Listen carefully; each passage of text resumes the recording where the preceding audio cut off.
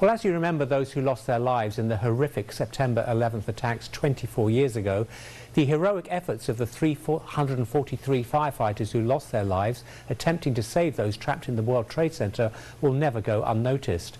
Captain Jeremiah Stilley with the Yakima Fire Department says that the efforts from that day were incomparable and honorable. It's just something that's really hard to even envision and compare.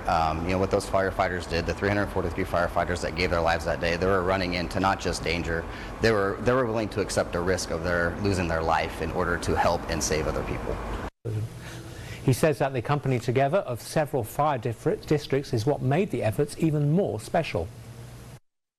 I mean, heroic, it doesn't even encompass what it is, because the timing of it too was impeccable, because it was that shift change. So what happened was there was two shifts basically. Guys that were supposed to be going home that day jumped on the truck or the engine and drove to the World Trade Center in order to help their brothers and sisters go rescue people. And our thoughts are with those affected and mourning today. It's a day that we'll never forget. And before dawn, local first responders and members of the community began to gather in Kennewick at the 911 World Trade Center Memorial in Kennewick to offer those who lost their lives. On that day, 24 years ago, nearly 3,000 people were killed as a direct result of the attacks, and thousands of others continue to die from responding to the scene in the aftermath of the attacks, including a Kennewick firefighter. The Tri-Cities did send, we sent, I think it was about 4 firefighters that went there immediately after to help orchestrate the search for bodies and the recovery.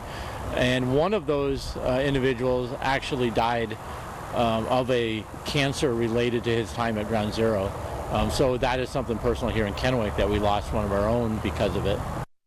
Stephen Bailey had served the Tri-Cities for over 3 decades before he died from cancer in 2020, a result of the 3 weeks he spent helping at Ground Zero. Local first responders say they encourage you to take time to remember what happened and to stop by the memorial. And we'll have more on the national commemoration later on in our newscast.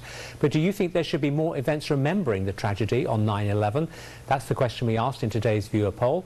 You can scan the QR code on your screen or go to our social media pages or our website to cast your vote. The poll is set to end at 5:40 tonight, so make sure to get your votes in and make sure to tell us why you voted in the comment section on our Facebook post. We'll have the results for you in our 6 p.m. newscast, but it does look like people do believe there should be more voting yes.